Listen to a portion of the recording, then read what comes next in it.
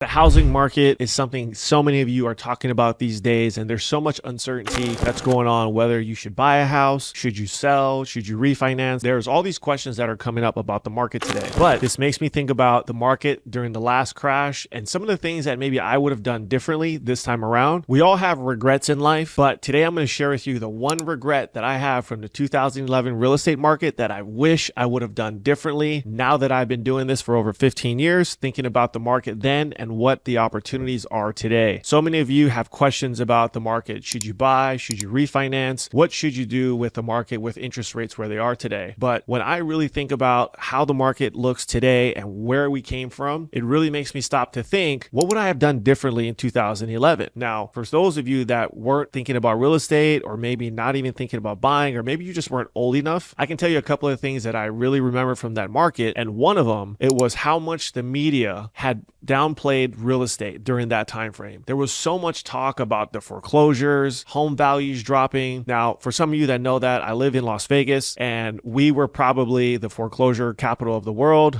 other than maybe California, maybe Texas or Florida. But so much of Las Vegas during that time frame, it was all about the foreclosures. People were losing their homes, people were going into bankruptcies, people were having foreclosures, and so many people did not want to buy real estate back then because they were under the impression that home values were going to continue to erode and that home values, I don't know, we're going to be worth nothing at some point. But there were a few people that I worked with at that time that were investors. And that's kind of a lot of my clientele as I got into the business in 2007. Some of it was homeowners, but for the most part, as the market started to decline and get worse, and when I say by worse, I mean by more foreclosures picking up, because there's two ways to look at that real estate market during that time. One, it was what so many people were worried about. They were worried about home values continuing to drop. For example, I can even tell you the house that I purchased during that time frame at the peak of the market was worth probably $350,000 or so. I bought it as a foreclosure. I paid $175,000 for it. And I think the lowest I remember the value going to was about $120,000 or so. But I was oblivious to it because I lived in the home. I didn't really care. I needed a place to live. And I had a couple of my buddies that were living with me at the time. And it was a cool house for all of us to be able to have and not have to worry about moving every single year. So that was a huge weight off of our shoulders. But the other side of the coin was all the opportunity. And I will never forget this because I remember I had a client who was a dentist from back home where I'm from in Hawaii. And he told me, he's like, Sean, this is like Monopoly right now. I will continue to buy houses as long as you can finance them. And I remember like, what is this guy talking about? We can finance up to 10 homes. Sure, no problem. Is this guy really going to buy 10 houses and finance all of them? So that was kind of my first real eye-opener to real estate investing. And sure enough, he financed 10 properties. And back then, we were financing houses for $120,000, $130,000, maybe $150,000. If you ever got a deal over $200,000, it was like, man, you made a ton of money on that deal. But we were financing homes for, like I said, under $150,000. Condos were $30,000, $40,000, $50,000. And so many people were still under the impression that home values were going to continue to get lower, continue to get worse. But this entire camp of other people, of investors, saw the opportunity and they were buying properties. And when you look at those homes that were going for $100,000, $120,000, they're worth probably $400,000, $500,000 today. You didn't lose in that market. So if I could go back into that time frame, I would have told my dad, my family, and everybody else at that time, buy real estate, buy properties. And rates were 7% back then. When I bought my first house, some of you know the story,